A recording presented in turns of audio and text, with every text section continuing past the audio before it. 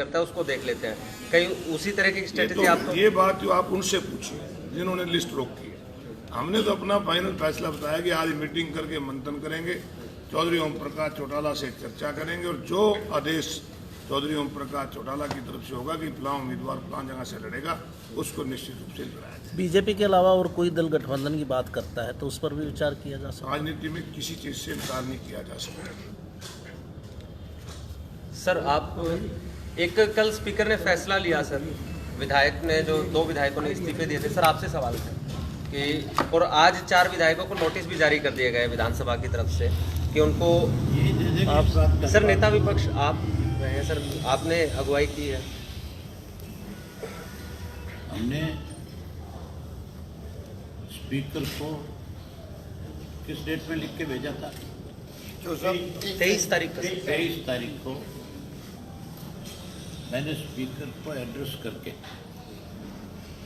और अपना इस्तीफा भेजा था, जो 24 तारीख की प्रेस में सामने आया था।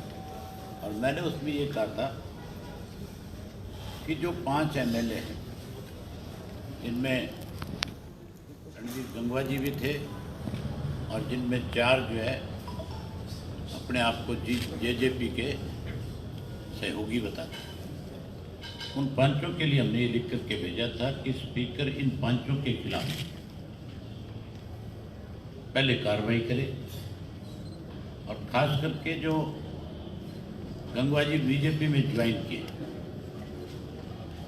संविधान के मुताबिक और जो एंटी डिफेक्शन बिल आया था उसके मुताबिक कोई भी विधायक किसी भी पार्टी से या कोई मेंबर पार्लियामेंट किसी पार्टी से चुन करके जाता है, वो कोई दूसरी पार्टी ज्वाइन करता है तो कहते तो ये है कि ऑटोमेटिक उसकी मेंबरशिप खत्म हो जाती है। लेकिन रणवीर गंगवा ने तो स्वयं ये बात पेपरों में, इलेक्ट्रॉनिक मीडिया के सामने कही कि मैंने इस्तीफा नहीं दिया, मैंने बीजेपी ज्वाइन करी है। इसलिए हमने स्पीकर को लिखा कि इसको तुरंत डिसमिस किया जाए और तुरंत इसको इसके खिलाफ जो विधानसभा के स्पीकर के विधानसभा के सचिवालय के तहत जो कार्रवाई बनती है वो कार्रवाई इसके खिलाफ की जाए। जहाँ हमने उसके खिलाफ कार्रवाई की बात करी थी, जहाँ उसको हमने कहा था कि इसको डिस्क्वालीफाई किया जाए, वहीं हमने उन 5 के लिए 4 के लिए और लिख करके दिया था कि ये 4 भी हमारी पार्टी के जिस सिंबल पे जीत करके आए, जिस पार्टी से जीत करके आए, उसके खिलाफ कहीं दूसरे मत साझा करते। हमने सबूत के साथ सारी चीज़ें उनको दी और उनसे कहा कि आप इनके खिलाफ भी तुरंत कार्रवाई करो। और बड़ी हैरानी की बात है, स्पीकर का जो फैसला आया कल वो बड़ा अजीबोगरीब फैसला है। जब मैंने लिख करके भेज दिया स्पीकर को कि जब आप इन 2 के खिलाफ, इन 5 के खिलाफ कार्रवाई करोगे, एक्शन लोगे, अगर आप इनको डिस्क्वालीफाई करोगे तो मेरा इस्तीफा साथ के साथ मंजूर कर लेना। उनमें से 2 को उन्होंने इस्तीफे मंजूर कर लिया और जो इस्तीफे मंजूर किए, जिन लोगों ने ये कहा कि हमने इस्तीफे दिए ही नहीं, ये कहते हैं कि हमने 20 तारीख में मंजूर कर लिए। तो स्पीकर सच बोल रहे हैं या गंगवा सच बोल रहे हैं? कौन सच बोल रहे हैं इन दोनों में से? आपके सामने हिसार के अंदर प्रेस के सामने ये बात उन्होंने कही है गंगवा जी कि मैंने कोई इस्तीफा नहीं दिया और ना मैं इस्तीफा दूंगा। तो फिर स्पीकर किस आधार पे ये बात करते हैं कि 20 तारीख को मेरे पास इस्तीफा आ गया? और चलो मैंने मान लिया कि 20 तारीख को स्पीकर के पास इस्तीफा चला गया, तो फिर स्पीकर 26 तारीख तक किस बात का इंतजार कर रहे थे? या तो फिर 20 तारीख को कहे मैंने पिछली डेट में इस्तीफा मान लिया इनका, तो फिर 20 को अनाउंस क्यों नहीं किया? फिर 20 को साथ के साथ अनाउंस करना चाहिए। हमने अपनी तरफ से जो सारी चीज़ें, जो पेटिशन दायर करी, वो स्पीकर के ऑफिस को दी, स्पीकर के ऑफिस से रिसीड करी, स्पीकर के सेक्रेटरी ने उस पर साइन करके दिया कि हमने आपकी पेटिशन को जो है रिसीड कर लिया। उसके बाद स्पीकर के पास आजकल तो इतने साधन है कि 1 सेकंड के अंदर हर चीज़ की जानकारी हर आदमी को घर बैठे मिल जाती है। और स्पीकर के सेक्रेटरी को दी तो स्पीकर के सेक्रेटरी ने तो इमीडिएटली बात करी उनसे, तो साथ के साथ इस्तीफा मंजूर क्यों नहीं किया गया? और अगर इस्तीफा साथ के साथ मंजूर नहीं किया तो फिर स्पीकर को ये बात नहीं कहनी चाहिए थी कि मैंने 20 तारीख को उनका स्पीकर इस्तीफा मंजूर कर लिया।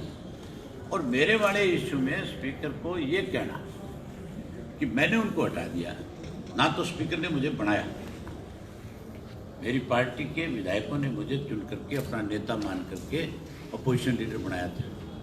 स्पीकर का कोई रहम नहीं है मेरे ऊपर, सरकार का कोई रहम नहीं है मेरे ऊपर, और ना ही स्पीकर के पास मुझे हटाने की कोई पावर दे रखी। अगर किसी की संख्या कम हो जाएगी वो ऑटोमेटिक हट जाएगा। ये स्पीकर कैसे कह सकता है कि मैंने उनको हटा दिया, मैंने उनसे सारी सुविधाएं वापस ले ली? मैं कोई स्पीकर के मातहत काम थोड़ा ही करता हूँ, मैं कोई सरकार के मर्जी से कोई काम थोड़ा ही कर रहा हूँ। मेरी अपनी पार्टी है, मेरी पार्टी ने मुझे विधायक दल की मीटिंग बुला करके नेता चुना है, उनका फैसला था। और जब उनकी संख्या घट गई और जब कुछ स्वार्थी लोग छोड़ करके चले गए तो मैंने तो उसी वक्त नेतृत्व के आधार के ऊपर अपना इस्तीफा स्पीकर के पास भेज दिया था। स्पीकर साहब को कहना चाहिए था कि भाई एक ऐसा विधायक है जिसने आज तक किसी भी विधायक ने विधानसभा में या तो डिस्क्वालीफाई हुए हैं और या फिर उनको समय पूरा किया गया। अकेला मैं था जिसने नेतृत्व के आधार के ऊपर 1 मिनट नहीं लगाई। जैसे मुझे पता लगा कि रणवीर गंगवा ने बीजेपी ज्वाइन कर ली, मैंने साथ के साथ स्पीकर को लिख करके भेज दिया कि अगर इसका इस्तीफा मंजूर करते हो तो मेरा इस्तीफा साथ में मंजूर कर लिया जाए। स्पीकर के पद पे बैठ करके कोई आदमी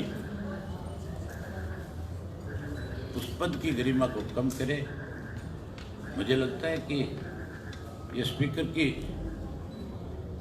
अपनी मर्जी से लिया हुआ फैसला नहीं, ये फैसला लिख करके दिया, ये पढ़ करके प्रेस को सुना देना। हैरानी की बात यह कि स्पीकर को भी सरकार के दबाव में काम करना पड़ा।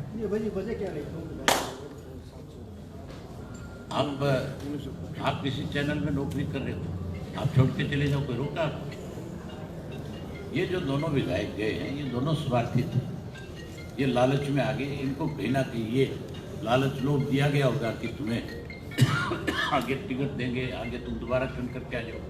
ये फैसला जनता ने करना है, ना कि किसी पार्टी ने करना होता है। सर कोई लीगल एस्पेक्ट इसमें है अभी यहाँ पे? जिस तरीके से आपने डेट का बताया कि 20 तारीख को वो हम दोनों जो विधायक का इन्होंने इस्तीफा मंजूर किया उसको हाईकोर्ट में चैलेंज करेंगे, हम इनको डिस्क्वालीफाई कराएंगे।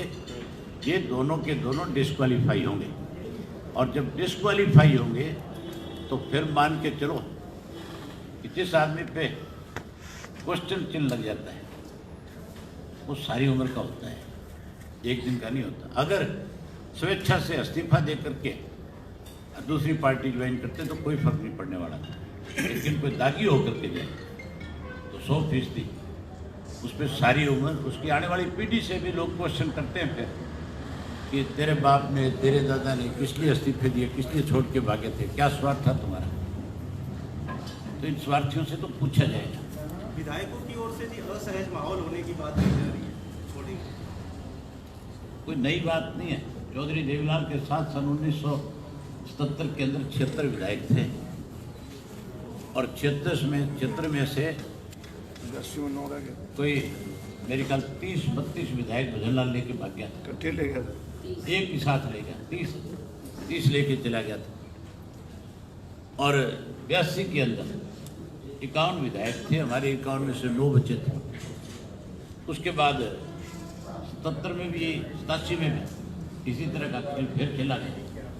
लेकिन जब भी हमारी पार्टी को राजनीतिक तौर पे किसी ने कमज़ोर करने का प्रयास किया उसको तो मुंह की खानी पड़ी और इंडियन नेशनल लोकदल पार्टी जो फिर से ताकत में आई, सत्ता में भी आई। सर 100% ये लोग जो भगोड़े हुए हैं, जो भाग करके गए, जो स्वार्थी हुए, इनके जाने का फायदा भी इंडियन नेशनल लोकदल पार्टी को होगा।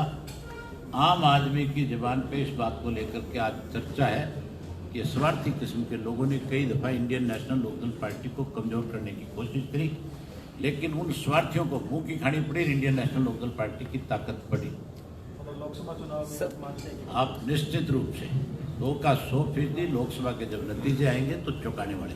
ये तो सर 2 विधायकों को ही, जो 4 विधायक और थे जो जेजेपी समर्थित कहते हैं, उनको भी आज नोटिस जारी हो गया है सर। आज 7 दिन में जवाब देना है उनको। वो चारों के चारों भी अगर स्पीकर निष्पक्ष होकर के फैसला करेगा तो 100% चारों डिस्क्वालीफाई, वो भी नहीं बच सकते। एक सर आज आप पीएसी की मीटिंग है, तो क्या कुछ पुराने चेहरों पर विचार होगा या नए लोग भी आपके प्रत्याशी हो सकते हैं? ये सारे साथी अभी बैठेंगे, उसके बाद बैठ करके आपस में तय करेंगे। जो नाम आए हमारे पास उन नामों पे विचार करेंगे। नामों पे विचार करके फिर चौटाला साहब को अध्यक्ष जी जा करके मिल करके उनसे चर्चा करके कौन कौन कैंडिडेट होंगे उस पर 100% लिस्ट जारी करेंगे। करंट कितने लोगों ने दावेदारी पेश की है? और इसी में सवाल है, क्या करण चौटाला परिवार का अर्जुन कोई सदस्य चौटाला लोकसभा चुनाव लड़ेगा? के नाम पर भी चर्चा हो सकती है? क्या वो भी चुनाव मैदान में आ सकती है? क्यों नहीं हो सकती है बताओ। जिस किसी ने अपनी उम्र के 21 साल पूरे कर लिए, जिसने 25 साल पूरे कर लिए, अगर कोई लोगों की तरफ से डिमांड हो, हर आदमी को अधिकार है चुनाव लड़ने का। हम तो आपके नाम पे भी चर्चा कर सकें कि कोई पत्रकार साथी को भी अब की बार कहीं से एडजस्ट कर दिया जाए। आपको तो मेरी ख्याल तब तो खुशी होगी ना, जरूर किसी पत्रकार का नाम नहीं आएगा। रोहतक ही कर दो सर, रोहतक ही कर दो। तो तुम फैसला कर लो कौन से को लड़ाना। आप करो सर, आपकी है। हम पत्रकार बैठ के फैसला करेंगे। पैनल दे दो आप। अपना पैनल बना के दे दो, विचार कर लेंगे। तो ये सर अंतिम फैसला हो गया कि इनेलो 10 की 10 सीटों पे लड़ेंगे। हमने अभी अशोक जी ने आपको बताया भी हम 10 की 10 पे लड़ेंगे। अगर हरियाणा में 10 की जगह 20 लोकसभा क्षेत्र होते, 20 पे लड़ते, 100 होते तो 100 पे लड़ते। एक सर कांग्रेस का परिवार एक बस में सवार होकर निकल पड़ा है सर। सभी लोग बस में बैठ के फोटो खिंचाई और फिर उस बस को छोड़ करके अपनी अपनी गाड़ियों में बैठे। यहाँ तक भी हुआ कि बस में केवल 2 सवारी बची, बाकी तो सारी की सारी सवारियां अपने अपने साधनों पर चली गई। इसका मतलब कनुमा बिखरा हुआ है, दिखावे के रूप में इकट्ठा है, अंदर खाने 100 के 100% अलग अलग चल रहे हैं, अलग अलग रस्ते हैं। भूपेंद्र सिंह हुड्डा ये कह रहे हैं कि वो लोकसभा का चुनाव सोनीपत से लड़ सकते हैं। कौन रोक गया भूपेंद्र सिंह हुड्डा? 10 की 10 सीट पे लड़ ले, यूपी में जाके लड़ी, यूपी में चली ना उसकी, कहीं लड़ ले। क्या है, मैं कहीं भी देश के किसी भी कोने में जाके अपना नॉमिनेशन फाइल कर सकता हूँ। चुनाव लड़ना और चुनाव जीतना, उसमें एक बड़ा अंतर है।